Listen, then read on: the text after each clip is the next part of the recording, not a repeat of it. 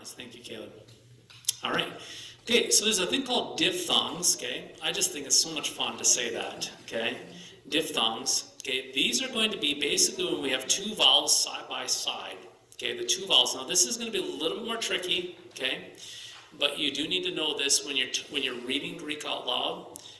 It's going to help quite a bit. So when we have a diphthong, two vowels put together produce their own sound. Okay, so if an alpha marries an iota, they produce, like a kid, we'll just say, their own vowel, okay? So we have 1, 2, 3, 4, 5, 6, 7 diphthongs, and this will take a little while to get used to. This is the reason why we have those sheets taped out for you, and you can keep them in the back of your Bible. So if you haven't had yet, you have the alphabet that we had Joanna print out for us. And then also, I think I have it here. I have the diphthongs right here, okay, for a way of reminder for pronunciation. Now, do not be discouraged. This will take a while for this to set in. When you're going to be reading, there'll be times you catch yourself say, "Oh my goodness, that's a diphthong, two vowels together," and you have to reference back. And sometimes, like, "Oh, I missed that," so don't worry about it, okay? But it just takes some time for this to cement in, okay? So the diphthong is two vowels side by side. They produce their own sound. Alpha iota is going to be I. Okay, I. Alpha iota, let's just do that together. 1, 2, 3. Alpha iota, I. Next one, we have an epsilon iota. It's going to be A. Okay, it's going to be A, like 8.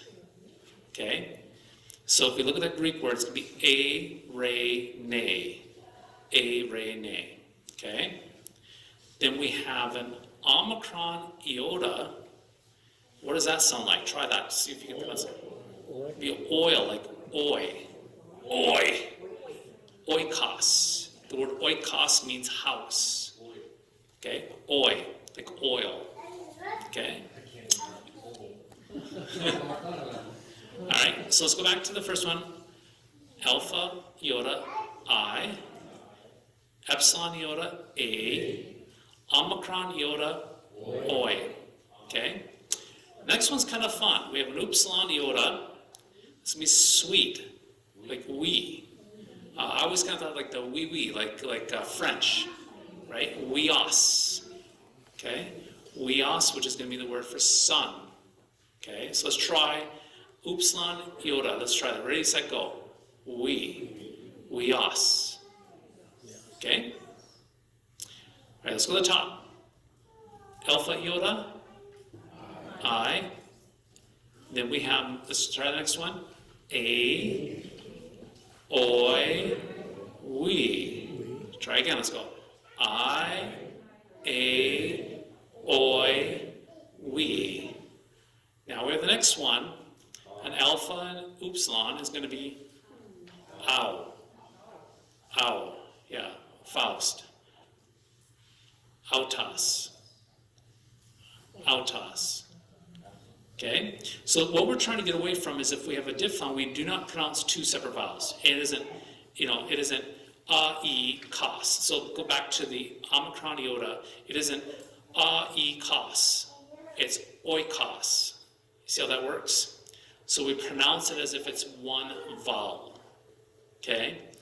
The problem is if we actually pronounce it with two vowels, then it's a-ekois, so oikos, or e-re-ne. It's a-re-ne. It's together. Now this, like I said, this is going to be challenging to remember, but do your best on this. If you don't master this, it's not the end of the world, okay? All right? We have an epsilon and upsilon, and that's going to be feud. You. So like, if we look at this word here, eulagatos. Okay?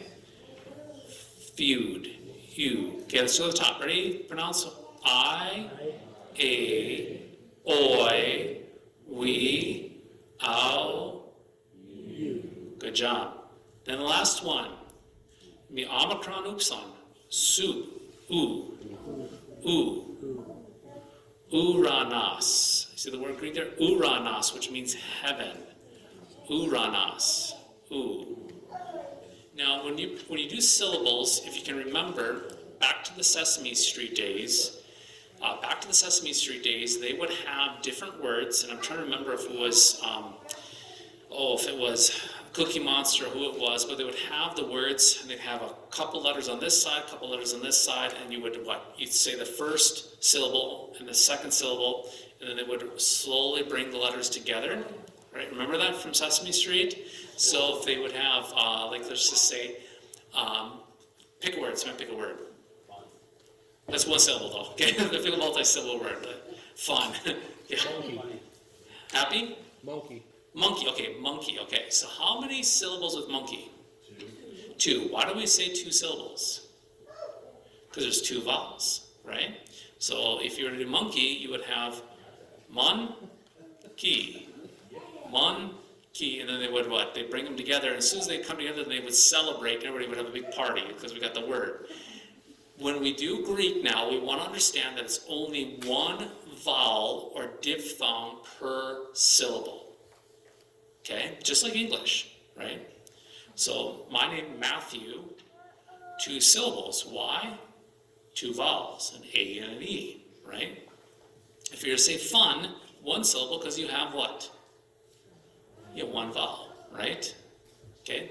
Caleb, two syllables, two vowels. That makes sense? Joanna, how many vowels? 3. How many syllables? 3, right? Which I just go with Joe all the time because it's one vowel. It's easier, one syllable, right? Interesting. See how that works? Okay? So same thing with Greek. No different than what we're doing. We're doing it subconsciously with English already, right? But with Greek, the number of syllables depends on the number of vowels. Or diphthongs. So a diphthong, that's the reason why we have to learn the diphthongs first, right? Because if you have, like the word, let's see, the word oikos, right? You would think, okay, that's 3 syllables, but it's only 2 because the oi is what? A diphthong, so it stands as one vowel together. It functions as one vowel. That make sense? So every syllable must contain a vowel or a diphthong, okay? Now, when possible, consonants begin each syllable. What's a consonant? Non-vowel. Not a vowel, yeah. Okay. A is a vowel, B is not a vowel. So we think in English language, A, E, I, O, U, right? Everything else that's not A, E, I, O, U is a consonant, right? So we start, when possible, we start with a consonant, okay? So let's look at this first one here, okay? So we have a Greek word. I'll draw it up on the board here.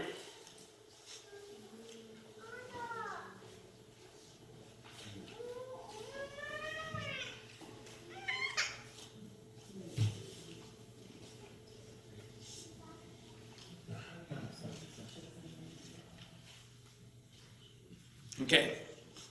All right, so real quick, before we even pronounce it, do we have any diphthongs going on there? Okay, where are they at? At the end, we got one right here, and we also have one where? Right there. Here. So we have how many vowels? We have 1, 2, 3, 4. How many syllables? 4. Okay? Now, here's the question then, is if we have 4 syllables, how do we break this up? Now, when possible, you let the consonant lead, right?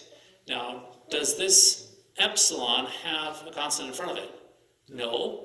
Now, the question is, where's the lambda going to hang out? Is it going to go this way or is it going to go this way? It's actually going to go to the right because we want to start with what? A consonant, right? So the consonant is going to what? It's always going to go party with the one it can actually lead. So the consonant wants to lead the vowel. Okay? So it's not going to be L, U, sama. So this lambda is not going to go this way. It's not going to go party this way. It's going to go and help lead here. So we have our first syllable is just going to be a vowel by itself. Okay? So how do we say that vowel? Yeah. Then we have this one right here. So now the question is, where do we separate the next syllable? We have a vowel here, an omicron here, we have a diphthong there, and we have alpha here. So where does the sigma go? It's going to go this way, right? It's going to lead that omicron. So we're going to go right there. See, the sigma is going to lead. The consonant's going to lead the vowel. And then how about this mu? The mu going to go this way or this way? It's going to go to the right. It's going to lead the diphthong. So we have 4 syllables. Okay, 4 syllables. We would then pronounce this. Let's try to pronounce this. Start with this one. Ready, set, go. Yeah. Lu. Sa. My. Good job. Let's one more time. Yeah. Lu. Sa. My. We're doing Sesame Street. We're going to speed it up. Okay. Try again. Ready, set, go. Lu, sa, mai. Lu, sa, mai. Lu, sa, mai. Elusamai. Elusamai. Good job. You read your first Greek word. Okay, now how many vowels do we have? We have 3 vowels. Do we have any diphthongs? Do we have any diphthongs? Yeah, the reason I threw this in is to try to trick you guys. This is not a diphthong. So we technically, now, instead of having what? If this was a diphthong, we'd only have what? 2 vowels. If it was a diphthong, we had 2 vowels, and it would be 2 what? Syllables. But this is actually not a diphthong, so we technically then have how many vowels? 3, which means how many syllables? 3. So, right away, the consonant is going to lead this upsilon, but we're not going to combine these because they're not diphthongs, so we're going to what? Go in the middle, right here. And that's going to be our first syllable. All right, now, what do we do here? We have an omicron and epsilon. Where does the mu? Where's the mu going to go party? It's going to go, yep, it's going to lead the party, right? So think of the consonant always wants to take the lead. The consonant wants to take the lead, wants to be first, okay? So the vowels get all the attention, the consonant has to do it somehow, right? So then we're going to draw a line right here because the consonant is going to lead the vowel, and we have 3 syllables because we have 3 vowels. Okay, so let's try this here. We got 2, 3. So how do we do this? 1, 2, 3. Lu. Lu. Ah. Men. Lu. Men. Lu. Men. Lu. Men. Luamen. Luamen. Good job. So how do you know that's not diphthong? Okay, so it's not a diphthong because we look at it's an upsilon omicron. Do we have any upsilon omicrons? We have an omicron upsilon. Okay. Yeah, if it was this, okay, but let's just take the same word. If it was like this, yeah, so now you'd have a diphthong right here, right? So this would be a syllable, and this would be a syllable, so then where would you divide it? Right here. And this would be more like lumen, be lumen, okay? But this would be luamen, lumen. So that would change it then. Make sense? All right. So how many vowels do we have? 2. 2, right here and here. All right. Now this is tricky. So we want to begin with a consonant, right? Right here. But now what do we do? What do we do here with this tau and rho? Okay. Does the tau go this way and the rho go this way? Now here's what's interesting. When it comes to this, I want you to read this here. The example above, you can see that there's 2 vowels in each syllable, and both syllables starts with a consonant. However, there are 2 consonants side by side. The general rule with this is to combine syllables that work together. In this case, we can appeal to our English language to partner consonants that work together. Examples of this would be tr, br, st, right? We do that step, right? We combine S and T. They work together. So when the consonants work together, we partner them up. So here we have a t, and then what sound does this make? R. Bruh. So tra, that can work together, like truck, right? When we write the word truck, we have the T and the R, they work together, they complement. Now, if they don't complement, you can actually divide the two, but when they complement, these two are going to what? Hang out together, and they're going to work together as a team, as a consonant team, and they're going to lead what? The omicron. So then we can draw the line where instead of going patros, we're going to go patros. See what I'm saying? So we're going to go right here, because these consonants can work together. So patros. Actually, it'd be more sound like bat. Patros. Patros. Instead of patros. Patros. 2 syllables, because these two work together. Okay? That makes sense? Okay, let's review real briefly. The gamma, when you have 2 gammas together, what happens to the first one from last week? Turns to an N, right? An N sound when they're side by side. That's the gamma rule. Instead of having angelos, it would be angelos. Okay? And don't worry, on some of these things you will forget. Trust me, you will forget. And you'll catch yourself. Okay? All right? Let's talk about this too real quickly. The breathing mark is a way to review. So, okay? If we have it like this, okay, how would we pronounce that when the breathing mark's like that, when it's closed? How would we pronounce that? Elm. What's that? Yep, so we got 2 different ways. So let me just go like this. So when the breathing mark moves like that versus this way. See the difference? Okay? So you have, if you imagine wind going this way, and wind going this way, this breathing mark is going to what? Allow it to go over or stop it? Stop it. It's going to stop it. Here, it's going to allow it to what? Go over. That's the way that I remember it. So this would be an lo. So the H sound comes, but it doesn't allow it because you have the breathing mark. It doesn't allow it, so it's elo. But here you have the breathing mark that leans that way. So then what are you going to have? Hello, the sound. That makes sense? So I talked about this last week. When you have that breathing mark going this way, it's going to stop the sound. So the way I picture all the is sound is just exhaling hello, right? It's allowing that breathing mark, the H sound to come from your breathing. So if you try to make that H sound, you do it by what? It's just breathing. It's not really even pronouncing. You don't have to even move your mouth. That's where the H sound comes from. So when your breathing mark is faced like this, imagine it like a dam. It stops it. But when the breathing mark is like this, it allows it to what? Flow over. That makes sense? Is that only epsilon? No, this is gonna. You'll see the breathing mark. You'll see it everywhere. It's typically with vowels. Yeah, it has to start. Okay, John 1.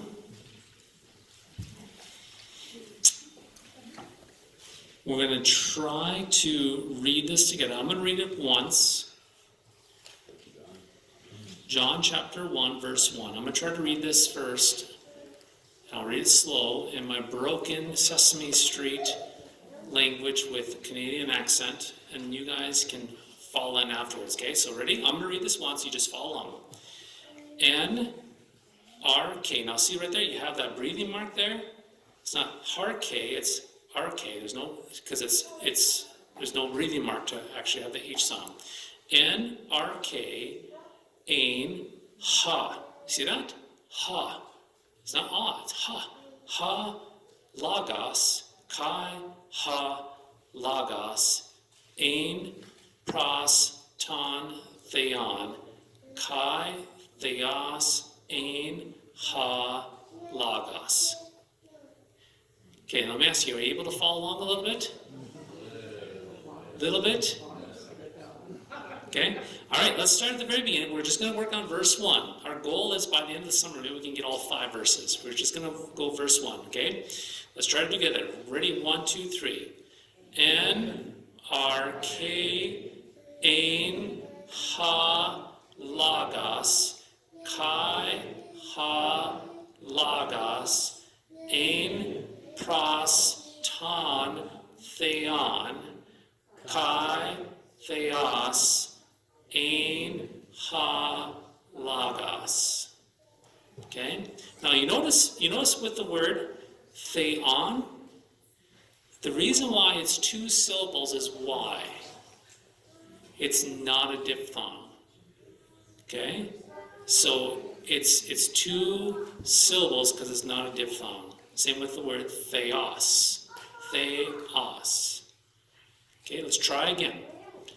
En, arche, ein, ha, lagos, kai, ha, lagos, ein, pros, ton, theon, kai, theos, ein, ha, lagos. In beginning was the Word, and the Word was with God, and God was the Word, and the Word was God. Good job, you guys. Next week, what we're going to be working on is we're going to be working on nouns, okay? So we have to work through. Now, the thing is, with the Greek language, the verb many times comes first. So you'll have like Matt hit the ball in the Greek language. Sometimes you're going to have hit Matt ball. And you're like, okay, how, they put the verb many times first. Well then, how do we find out what the subject of the sentence is? Well, that's called a nominative. Okay, so nominatives and accusatives, what those mean, don't let those big terms scare you, and seeing how they work, and we'll be using Bible software to see how that works out. Because sometimes, like I said, the verb goes first, and then you're like, okay, well, where's the subject? And you have to find the subject, and we'll use Bible software to do that. Okay? All right. Okay, let's stand and pray.